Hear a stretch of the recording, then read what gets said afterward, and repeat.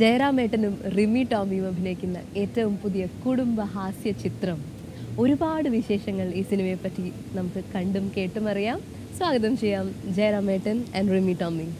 ഒരുപാട് സന്തോഷം നിങ്ങൾ രണ്ടുപേരെ ഇവിടെ കിട്ടിയതിൽ, ഈ ആംബിയൻസിൽ. അപ്പം നിങ്ങൾ തമ്മിൽ ഇത്ര വളരെ കംഫർട്ടബിൾ ആണ്. നിങ്ങൾ തമ്മിൽ പണ്ട് തൊട്ടേ ഉള്ള സിനിമയിൽ ഞങ്ങൾ ഇത്ര സംസാരിച്ചിട്ടില്ല എന്നുള്ളതാണ് ഏറ്റവും വലിയ കാര്യം. റിമി ഒരുപാട് കാലം, റിമി ആദ്യമായിട്ട് ജീവിതത്തിൽ ഒരു ദുബായ് പ്രോഗ്രാം വരുന്നത് എൻ്റെ കൂടെയാണ്. ഒരുപാട് വർഷം ഞാൻ ഒരു ദുബായ്, അതിനുശേഷം ഒരു സ്റ്റാർസ് കൂടെ പോകുന്നത് ജയറാമേട്ടൻ, പ്രഭു സാറ്, കാവ്യ, ദേവയാനി, അങ്ങനെ ടീം. പക്ഷെ അന്നൊന്നും ചേട്ടൻ എന്നെ ഓർക്കുന്നുണ്ടെന്ന് പോലും എനിക്ക് അറിയത്തില്ലായിരുന്നു. പക്ഷെ ചേട്ടൻ ഇപ്പോഴും ഏതെങ്കിലുമൊക്കെ കാര്യങ്ങൾ, അന്നത്തെ കാര്യങ്ങൾ പറയും. പിന്നെ പൂച്ചക്കുട്ടി എന്നെന്തോ വിളിക്കുമായിരുന്നു ആ സമയത്ത്. സ്റ്റേജിൽ എല്ലാവരും എൻട്രി വരുമ്പോഴത്തേക്ക് ഞാൻ ഇങ്ങനെ ചാടി ചെല്ലുന്നത് കണ്ടിട്ട്. അപ്പൊ അന്ന് തൊട്ടേയുള്ള നിങ്ങളുടെ ഫാമിലീസും പിന്നെ ബഹുമാനം കാരണം ഞാൻ അങ്ങനെ സംസാരിക്കാൻ പോകാറില്ല ജയറാമേട്ടൻ്റെ അടുത്ത്. അത്ര പിന്നെ റിമി എന്തൊരു മൾട്ടി ടാലന്റഡ് ആണ്. റിമി ഇങ്ങനെ ഒരു സ്റ്റേജിൽ എത്തുന്ന എപ്പോഴെങ്കിലും സ്വപ്നം കണ്ടിട്ടുണ്ടോ? Like you are doing so many things. ഉണ്ട് ഇങ്ങനെയാവുന്നതാ? ചുമ്മാ അങ്ങനെയൊന്നുമില്ല. ഞാൻ എപ്പോഴും നമ്മൾ ഉയരും തോറും എനിക്ക് പേടിയാണ്. കാരണം ഇപ്പൊ നമ്മൾ തമാശക്കാണെങ്കിൽ പറയും 1ാം നിലയിൽ നിന്ന് വീണ് കഴിഞ്ഞാൽ അതിന്റെ അല്ലേ ഏട്ടാ വീഴ്ച കുറവ്. പക്ഷെ 10ാം നിലയിൽ നിന്ന് വീണ് ഭയങ്കരമായിട്ട് ആഹാരം. നാളെ ചിലപ്പോൾ പാട്ടില്ലാണ്ടാവാം, ആരും മൈൻഡ് ചെയ്യാത്ത രീതിയിലാവാം. അപ്പൊ എന്തും പ്രതീക്ഷിക്കുന്നു. ഇപ്പൊ തന്നേക്കുന്നതിൽ സന്തോഷമുണ്ട്. പക്ഷെ നാളെ ഒന്നുമില്ലാത്തൊരു സമയവും ഞാൻ കാണുന്നുണ്ട്. അത് അന്നത്തെ ഷൂട്ട് ചെയ്തതിന്റെ ചെറിയൊരു പോർഷൻ വാട്സാപ്പിൽ അയച്ചു കൊടുത്തു. അടുത്ത ദിവസം ഉച്ചയായപ്പോഴത്തേക്കും ചെയർമാന്റെ വിളി വന്നു. അയ്യോ, ടോമി കിടക്കുന്നുണ്ട് കിട്ടും അവളെന്ന് പറഞ്ഞു. അപ്പോൾ അതിനുശേഷം പിന്നെ ഇതിൻ്റെ ഫസ്റ്റ് ട്രailer കണ്ടിട്ട് സത്യനന്ദിക്കാട് എന്നെ വിളിച്ചു. ഇത്തരം കുടുംബചിത്രങ്ങളുടെ ഒരു നായകനാണല്ലോ അദ്ദേഹം.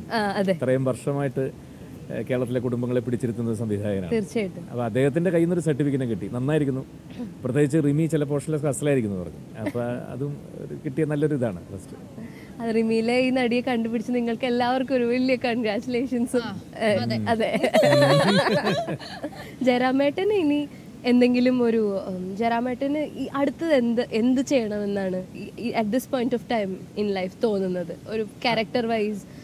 അല്ല, ഇത് തന്നെ നമ്മുടെ തൊഴിൽ, ഇത് തന്നെ. അല്ലാതെ ഇതിന് മുകളിൽ എനിക്ക് ജീവിതത്തിൽ അങ്ങനെ ആഗ്രഹങ്ങളില്ലാത്ത ആളാണ്. അത് വെട്ടിപ്പിടിക്കണം, ഇത് വെട്ടിപ്പിടിക്കണം, ഞാൻ സംവിധാനം ചെയ്യണം, പ്രൊഡ്യൂസ് ചെയ്യണം, മറ്റേ ചെയ്യണം. അത് എനിക്ക് അങ്ങനത്തെ താല്പര്യങ്ങളുള്ള ആളല്ല. അഭിനയത്തിൽ തന്നെ എന്തെങ്കിലും ഞാൻ വളരെ ലൈറ്ററായിട്ട് മുമ്പോട്ട് പോകുന്ന ഒരാളാണ്. കാരണം റിമിയുടെ കുടുംബവിശേഷങ്ങൾ, എനിക്ക് 3 ആണും 3 പെണ്ണുമാണ് ഇപ്പോ ഇനി വരാൻ പോകുന്നത്. കാരണം ഇതൊരു ചോദ്യമാണല്ലോ, എന്നാണ് ഇനി അടുത്ത കുഞ്ഞ് എന്നൊക്കെ ചോദ്യങ്ങളാണല്ലോ. അപ്പൊ നേരത്തെ പറഞ്ഞേക്കാണ്, അത് ഉടനെ തന്നെ നിങ്ങൾക്ക് പ്രതീക്ഷിക്കാം, ഒരു 10 വർഷത്തിനുള്ളിൽ. നല്ല ഗ്യാപ്പ്. പിന്നെ ഹസ്ബൻഡിന് മാറ്റമൊന്നുമില്ല, റോയ്സ് തന്നെയാണ്. സെറ്റ് ജോളി ആയിരുന്നിരിക്കുമല്ലോ അല്ലേ? ഇങ്ങനെയായിരുന്നില്ല, എനിക്ക് ഭയങ്കര ഞാൻ ഇങ്ങനെ എനിക്ക് ഫ്രീ ആവാൻ പറ്റണില്ല. പക്ഷെ അവിടുന്ന് എന്നിറങ്ങിയോ അന്ന് ഭയങ്കര സന്തോഷം. ജീവിതത്തിൽ നമ്മളെല്ലാം ഒന്ന് ട്രൈ ചെയ്യണം. എന്റെ ജീവിതത്തിൽ ഒരു ഇത് ഇല്ല, അതാണ് ഓരോ ദൈവം. ഞാൻ വേണ്ടാന്ന് പറഞ്ഞിരുന്നതാണെങ്കിലും ഇപ്പൊ കണ്ടില്ലേ, എങ്ങനെയോ കറങ്ങി തിരിഞ്ഞ് ഇതിനകത്ത് വീണ്ടും വന്നു. ഇനി നാളെ അടുത്ത പടം ചെയ്യുമെന്നുള്ളതല്ല, പക്ഷെ ജീവിതത്തിൽ നമ്മൾ ഒരു രസകരമായ ഒരു കാര്യം, എന്റെ ജീവിതത്തിൽ ഏറ്റവും നല്ല നിമിഷങ്ങൾ ഏതാന്ന് ചോദിച്ചു കഴിഞ്ഞാൽ ഞാൻ പറയും മറ്റേ, കാരണം സ്ഥിരം ഡയറി എടുത്തോണ്ട് പോവുക, പാടുക, ചാനലിൽ പോവുക, അവതരിപ്പിക്കുക. ഇത് വേറെ ഏതോ ഒരു ലോകത്ത് പോയിട്ട് വേറെ എന്തൊക്കെയോ കാര്യങ്ങൾ, ഒരു പുതുമ നമുക്ക് തോന്നി. തീർച്ചയായിട്ടും എന്നും പുതുമ ആഗ്രഹിക്കുന്ന ഒരു വ്യക്തിയാണ്. എനിക്ക് എപ്പോഴും പുതുമ വേണം. ഐ നീഡ് പുതുമ. പുതുമ ഇൻ ലുക്സ്, പുതുമ ഇൻ കരിയർ അല്ലേ? ജീവിതത്തിൽ അങ്ങനെ തന്നെയാണ്. കുറച്ച് ജീവിതമല്ലേ ഉള്ളൂ, അപ്പൊ നമ്മളെല്ലാം രസമല്ലേ? അതെ, സിനിമ ഓടോ ഇല്ലയോ എന്നുള്ളതൊന്നും നമുക്ക് പറയാൻ പറ്റില്ല. അത് തിയേറ്ററിൽ വന്ന ശേഷം ജനങ്ങൾ വിധി എഴുതുന്നതാണ്. പക്ഷെ എന്നാലും ഞങ്ങൾക്ക് നൽകാവുന്ന ഒരു നല്ല ഇതാണ്, ഒരു വിരുന്നാണ് ഈ സിനിമ എന്ന് പറയുന്നത്. ഈ ഒരു തമാശ തന്നെ ആ സിനിമയിലുണ്ട്. ഇപ്പൊ ഈ ഇന്റർവ്യൂലൊക്കെ പറയുന്ന ഈ ഒരു തമാശകൾ തന്നെ ആ സിനിമയ്ക്കകത്തുണ്ട്. അത് എനിക്ക് തോന്നുന്നു റിമി തന്നെ ഒരു കഴിഞ്ഞതിൽ പറഞ്ഞ പോലെ വളരെ ബുദ്ധിജീവി പോലെ അവിടെ ഇരുന്നാൽ ഈ സിനിമ എൻജോയ് ചെയ്യാൻ പറ്റില്ല അല്ലേ? അത്രേ ഉള്ളൂ. ഈ സിനിമ കാണാൻ വരുന്നവർ വിചാരിക്കുന്നത് ചിലർ വിലയിരുത്താൻ വരുമല്ലോ, എന്നിട്ട് നേരെ ഇന്റർവ്യൂവിന്റെ സമയത്ത് നമ്മുടെ ഫേസ്ബുക്കിൽ അപ്പം തന്നെ അപ്ഡേറ്റ് ചെയ്യാൻ വേണ്ടി വന്ന് ആരും കാണരുത് കേട്ടോ എന്ന്. അതുകൊണ്ട് എന്ത് സന്തോഷം കിട്ടുന്നത് എനിക്ക് മനസ്സിലായത്. ഇത് ഞാൻ അഭിനയിച്ചുകൊണ്ട് പറയല്ല, ഞാൻ അഭിനയിക്കാത്ത പടങ്ങളിലാണെങ്കിലും ഏത് പടത്തിനും റിവ്യൂ എഴുതാൻ, മോശമാണെന്ന് എഴുതാൻ ഭയങ്കര സന്തോഷമാണ് പലർക്കും അല്ലേ? പക്ഷെ നമ്മൾ ഇത്ര വിചാരിക്കുക, ഒരു 100 രൂപ മുടക്കി, ഒരു 150 രൂപ കൂടി വന്നു പോട്ടെ, ഒരു 200 രൂപ മുടക്കി. ഇവര് 2 മാസം കഷ്ടപ്പെട്ടതല്ലേ, കലാരൂപമല്ലേ, അത് പോയി മനസ്സറിഞ്ഞ് നമുക്കൊന്ന് സന്തോഷിക്കാൻ പോവാം എന്നുള്ള രീതിയിൽ ഈ സിനിമ കാണാൻ വരിക. ശൂന്യമായ മനസ്സോടുകൂടി വരിക, ചെറിയ എന്തെങ്കിലും കിട്ടിയാൽ അത്ര സന്തോഷം എന്ന് പറഞ്ഞു പോവുക കേട്ടോ.